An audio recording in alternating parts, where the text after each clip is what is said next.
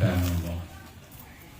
Asyhadu an la ilaha illallah wahdahu la syarika lah wa asyhadu anna Muhammadan abduhu wa rasuluh la nabiyya ba'dah. Allahumma sholli wa sallim wa barik ala sayyidina Muhammad wa ala alihi wa sahbihi ajma'in, amma ba'du. Fa ya ibadallah, usikum wa nafsi bi taqwallah wa ta'atihi la'alakum turhamun. Allah Ta'ala kita bikin bismillahirrahmanirrahim.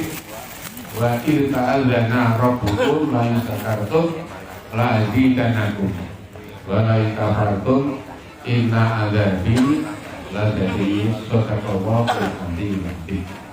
Para ulama, para ustaz, para dosen, bapak ibu, rahimakumullah, mohon izin saya karena sudah 50 tahun hari-hari itu pakai bahasa Indonesia, walaupun kelahiran di sini. Kalau pakai bahasa Jawa nanti kayak dagelan. Jadi saya mohon izin dengan bahasa Indonesia. Bapak Ibu rahimakumullah, nama saya Wahid Hasim. Dalam hal nasab dari Mbah Kiai Haji Muhsin, saya itu buyut, karena Mbah Haji Muhsin ini, kalau langsung ke saya ya, Mbah Haji Muhsin punya anak yang nomor 3, namanya Zaid, yang biasa dikenal Kiai Zaid. Mbah Zaid itu dulu urutan imam di masjid yang kedua. Imam yang pertama itu mbah buyutnya Gus Iwan, Mbah Kiai Zuhdi. Setelah Mbah Kiai Zuhdi wafat, yang melanjutkan jadi imam rawatib. Imam rawatib itu 5 waktu, sanggup 5 waktu. Sekarang ini berat. Saya milih se-Jakarta itu tidak ada satupun di Jakarta seluas itu, masjid sebanyak itu, tidak pernah saya temukan imam rawatib. Imam rawatib itu 5 waktu sanggup menjadi imam. Adanya Imam Zaid. Dulu Mbah Zuhdi itu imam rawatib, karena juga pendiri masjid bersama dengan Haji Muhsin. Gitu. Nah, yang jadi imam pertama ya mbah buyutnya Gus Iwan, namanya Mbah Kiai Zuhdi. Makamnya di sebelah utaranya Mbah Zuhdi. Rumahnya dulu di sebelah kidul persis. Jelek dulu rumahnya, hanya bilik, masih jelek. Saya masih ngerti rumahnya, karena meninggalnya di situ juga, mbahnya ibu juga di situ juga. Saya tahu karena saat ini umur saya itu kan 72. Teman tidurnya bapaknya Gus Iwan, Pak Muslim. Teman tidurnya juga Pak Markum. Itu kalau tidur bareng-bareng di masjid. Kira-kira gitu, udah ukurannya gitu. Jadi saya ngerti tentang seluk-beluk di sini. Kembali, saya ini tadi adalah cucu Mbah Zaid. Mbah Zaid itu putranya Mbah Haji Muhsin yang ketiga. Putra yang pertama Mbah Haji Nur, tapi Mbah Haji Nur putri, namanya Muslimah. Nah, cucunya Mbah Haji Nur ini yang mimpin tahlil ini buyutnya. Karena ini anaknya Mas Kaking. Mas Kaking putranya Pak Pendobi. Pak Pendobi itu istrinya Hartinah namanya. Hartinah itu anaknya Mbah Haji Nur. Jadi Pak Ustadz Muhsin ini manggil saya Om, gitu. Karena ini jatuhnya adalah anaknya Mas Mustaqim. Adiknya Mbah Haji Nur. Nah, sebenarnya Mbah Haji Nur Bapak Putri ya, Mbah Musliman. Mbah Ilham. Ini buyutnya Mbah Ilham.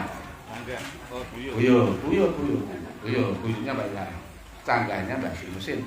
Karena bapaknya ini namanya Ilyas, ibunya namanya Sofia. Nah, Sofia itu punya bapak namanya Ma'ruf.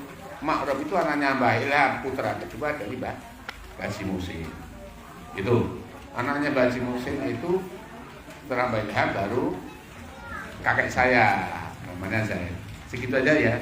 Kita ini pendekatan pengenalan bahwa saya dalam hal ini saat ini saya melihat nasab yang paling tua tapi laki-laki, kalau perempuan masih banyak. Saya yang tua Nah, gitu ya. Jadi sedikit tadi, ponakan saya di ini ponakan, manggil saya. Saya diminta sedikit untuk ya sedikit lah tentang siapa itu Mbah Haji Muhsin. Di Mbah Haji Muhsin bin Ismail itu aslinya dari Kalioso saja. Dari Kalioso. Di sini dulu belum ada penghuni orang. Maka ke sini membuka perkampungan itulah. Sehingga karena modalnya ngaji ya ada orang diajari ngaji. Lama-lama kan banyak bersama dengan Mbah Zuti akhirnya sampai mendirikan masjid. Dulu masjidnya itu pertama kali dibangun ya kecil jelek, tapi ampuh masjidnya, nggak mempan dibakar. Jadi tahun 49 ini bumi hangus, lor kali idul kali ini rumah semuanya habis. Terbaik dulu rumahnya Mbah Yasin itu papan semuanya habis dibakar. Yang masih tinggal masjid sama pondok, tapi bukan pondok itu, pondoknya juga jelek, nggak mempan dibakar. Sama satu rumah yang tidak terbakar itu dulu rumahnya Mbah Iman Tiarjo, bapaknya Mbah Hamir, Pak Fauzan, mbahnya Pak Fauzan. Tapi sekarang rumahnya udah dijual, dan tak ada lagi. Dan itu rumah sakti Ambon. Pernah di tempat situ ya? Nah, itu rumah luar biasa, nggak mempan dibakar. Habis semuanya punya. Gitu. Nah, ya, sedikit aja. Itu sedikit menyangkut hubungannya Mbah Haji Muhsin, hubungannya dengan adanya masjid. Jadi si Mbah saya itu imam kedua, Mbah Zuti imam masjid yang pertama, Mbah Zaid kedua. Setelah Mbah Zaid meninggal, yang melanjutkan jadi imam Mbah Yarkasi. Mbah Yarkasi itu ini siapa nih? Ada nggak ya yang diingatkan? Nah, itu Mbah Yarkasi itu adiknya kakek saya Zaid, cuma masih ada Mbah Zaid, adiknya lagi namanya Mbah Hasan Putri, itu Maimunah namanya. Baru dari Mbah Hasan Putri, baru Mbah Yarkasi. Setelah Mbah Yarkasi, baru Mbah Jasim Putri. Itu ibunya Pak Insinyur Rani Muhsin. Nah, kalau Pak Insinyur Muhsin biasanya kondang tahu. Baik, sekedar saja.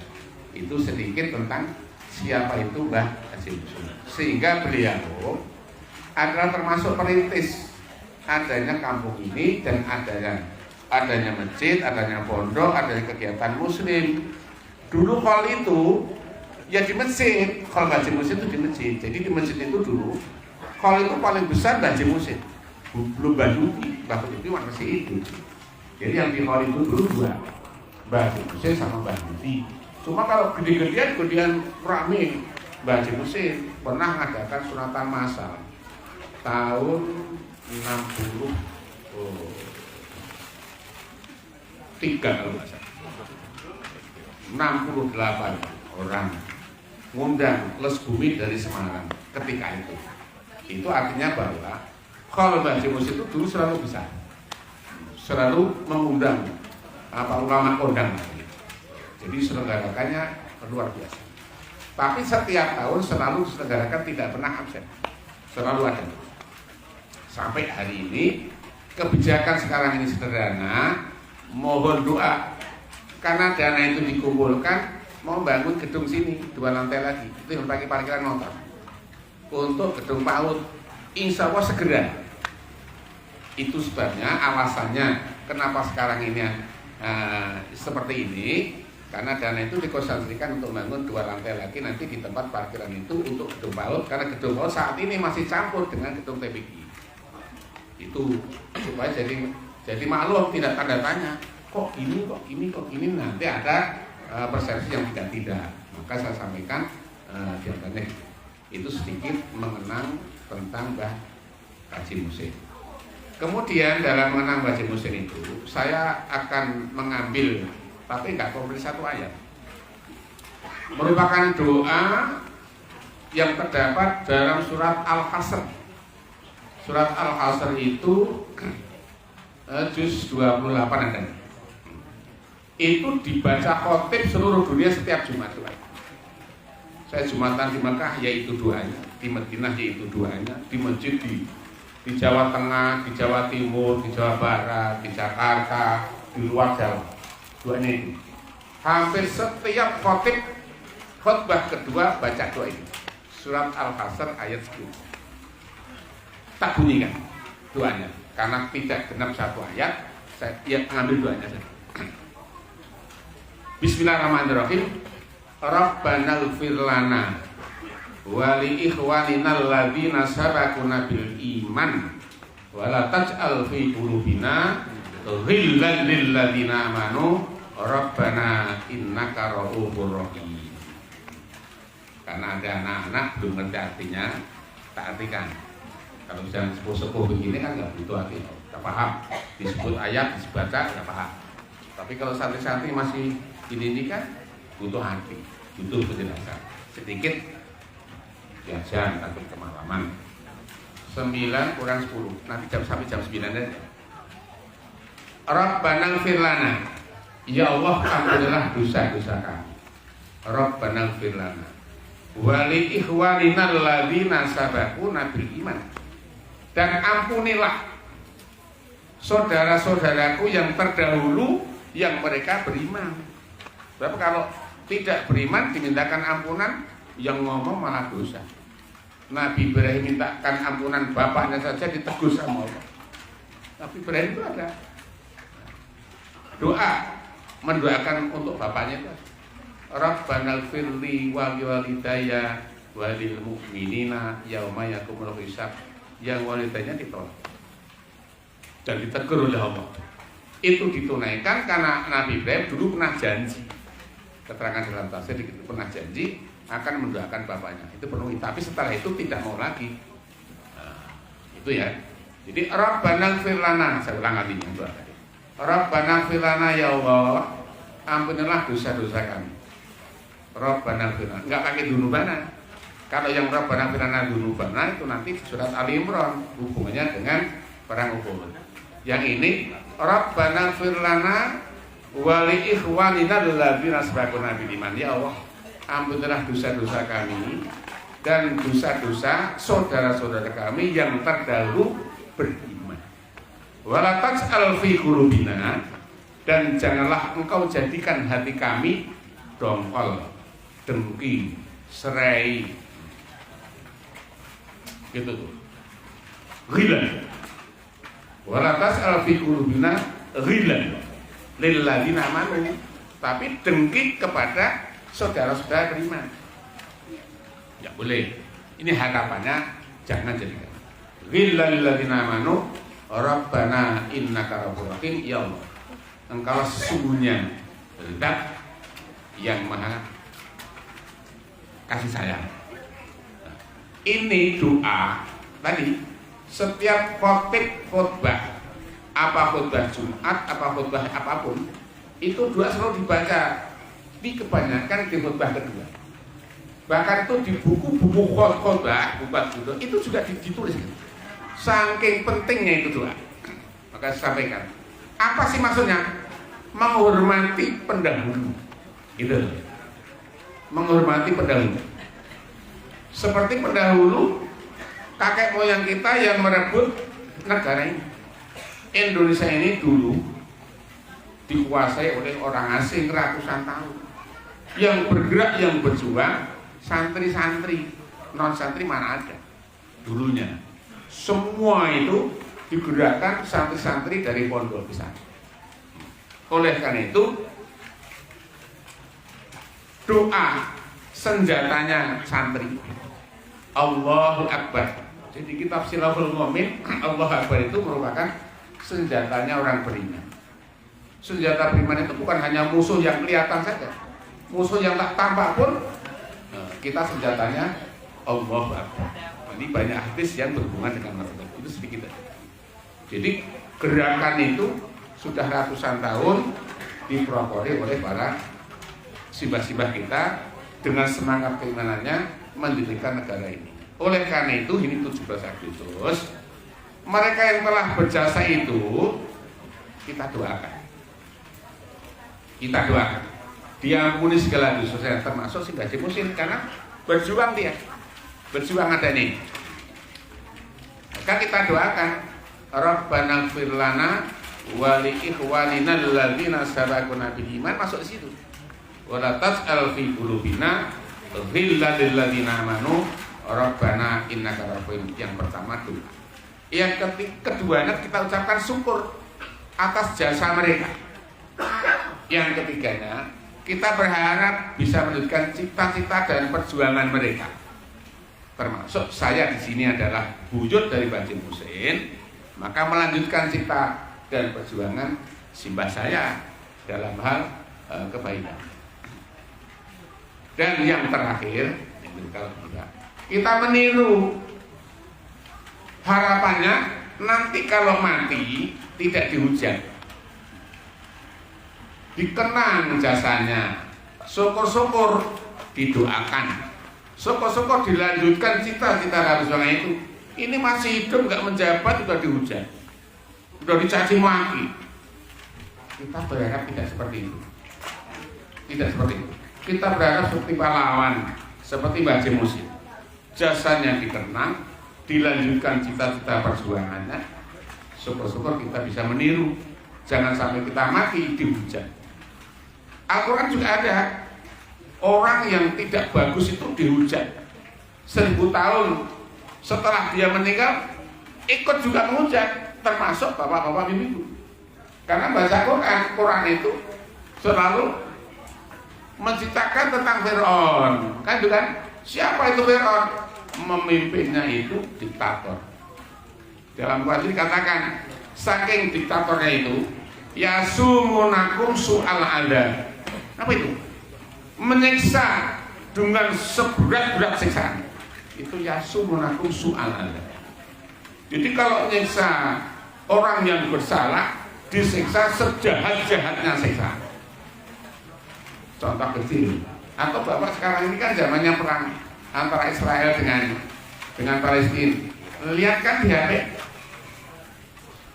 orang bunuh, wah seenaknya, digantung itu masih mending kelihatan ada bekasnya. Ini dicemplungin zat yang saya itu tidak diangkat, tinggal tulangnya tuh. Sadis kan? Ada yang diseksa, maksudnya der sekaligus mati, dibikin seminggu, sebulan. Hari ini dicongkel matanya, besok giginya, besok sampai mati. Penyiksaannya itu yasumunakum su'al adab. Kenapa Fir'aun sampai sesadis itu? Dalam rangka mempertahankan kedudukannya. Jangan sampai ada orang yang coba-coba nyinggol kekuasaannya. Karena mengumpulkan ahli sihir, adakah orang yang bisa menggulingkan kekuasaanku? Dijawab oleh ahli-ahlinya, oleh para penasihatnya. Nanti akan lahir seorang laki-laki dari situ. Maka Fir'aun mengumumkan siapapun yang punya anak laki-laki wajib. Itu dalam rangka mempertahankan kekuasaannya. Jangan sampai kekuasaannya itu bisa lengser. Orang kalau sudah kuasa begitu, disinggol kuasanya dikit saja muaranya nggak kira-kira. Sehingga dia mempertahankan kuasanya itu sadis. Orang seperti itu akhirnya dicerca, dihujat ribuan tahun bahkan sampai kiamat nanti. Itu Fir'aun. Jangan sampai kita seperti Fir'aun yang jelas-jelas ini tidak ribah karena contoh Al-Quran itu ada. Kalau sebut nama si ini nanti maksudnya hibah. Nah, tidak parah, tidak boleh. Orang boleh menyebutkan kejelekan orang, bapak-bapak, ibu-ibu dalam tafsir la yuhibbul jahra itu juz 6. Nanti ada keterangan sana. Yang berhak mengatakan kejelekan orang walaupun dia itu berbuat benar, itu hanya orang yang diminta oleh hakim ketika sidang setelah dia disumpah. Selain itu tidak boleh lagi, dan setelah sidang ditutup tidak boleh lagi. Oleh karena itu kalau ibu ada berita yang tidak benar, walaupun itu benar terjadi, tapi sifatnya itu adalah kejelekan orang, ibu ikut share sama dengan yang menghujatkan. Tulangan. Jadi tidak boleh mengatakan kejelekan orang sekalipun orang itu berbuat benar. Yang boleh hanya orang yang diminta oleh hakim jadi saksi setelah disumpah boleh mengatakan kejelekan itu. Dan setelah itu tidak ada lagi siaran pers. Nggak ada lagi, tutup. Itu sebagai sarana ketika sidang saja. Kita kalau nggak ngerti ayat itu Bapak dan Ibu, sekarang ini godaan untuk membawa sengsara ke dosa, ke jurang sengsara itu banyak. Apa yang namanya hibah, apa yang namanya mamimah, apa yang namanya dan lain sebagainya. Nah, sekarang lagi marah, ikut cerita, ini sekian, mas sekian, nggak ada. Itu sudah ada petugasnya, bukan urusan kita. Kalau amar ma'ruf nahi munkar ada tata aturannya, karena itu dilarang tadi. Nanti lanjutkan surat itu maksudnya lalu itu surat An-Nisa, bukan juz 6. Nanti setelah itu hanya 3 ayat, layu mujahro, ayat berikutnya ayat berikutnya. Itu kira-kira demikian yang dapat kami sampaikan. Semoga manfaatnya. Urusan dengan kenapa segerakan saya sampaikan, sejarahnya Mbak Haji Musa sampaikan. Mungkin saja dapat kami sampaikan, dan sekarang sudah jam 9 lebih 2 menit. Terima kasih. Semoga semuanya ini turut serta mendoakan tadi. Rabbana ighfir lana, ingat-ingat ya. Rabbana ighfir lana wa li ikhwanina alladziina sabaquna bil iman wa la tas'al fi qulubina ghillan lil ladzina amanu rabbana innaka ra'ufur rahim. Itu doanya khotib setiap naik dia khutbah kedua dimanapun itu surah dibaca. Baik, sekedar mengenal, saya dulu sekolahnya juga aliyah al-azhar sini. Sekolah al-azhar itu angkatan kedua. Setelah sekolah al-azhar saya tamat, saya kuliahnya di Asafiyah Jakarta. Karena dulu fatwa muslim, nangan Asafiyah, nang Jakarta. Terlaksana juga. Kira-kira itu. Tapi sejak tahun 77 saya sudah aktif di kantor PBNU barengan Pak Idan Kole, barengan Pak Saifu, kira-kira gitu. Gus Dur belum kantor di PBNU dulu. Setelah tahun 77 dia datang kantor, minta tolong saya supaya bilang Pak Idan Kole jangan mencalonkan nanti di Muktamar Semarang. Aku sudah sampaikan tetap ya nyalon, akhirnya tetap jadi dia. Gus Dur belum jadi. Gus Dur baru berikutnya minta tolong pada siapa itu dulu Jawa Timur. Kira-kira demikian. Inilah kenalan sedikit siapa itu Wakil Hasyim. Dari kecil saya tidurnya di masjid. Tidak tidur masjid itu setelah saya punya istri loh. Jadi di masjid sini ini tempat tidur saya. Belum sekolah saya sudah tidur di masjid. Itu nih temannya, bapaknya Gus Iwan ini, Mas Muslim, Mas Markum, Mas Ngisa, omnya tuh. Itu di antara gitu. Terima kasih. Wallahul muwaffiq ila aqwamit thoriq. Assalamualaikum warahmatullahi wabarakatuh. Kembali ke Ibu. Belum sewu ini yang tambahan orang bulog buyut juga dari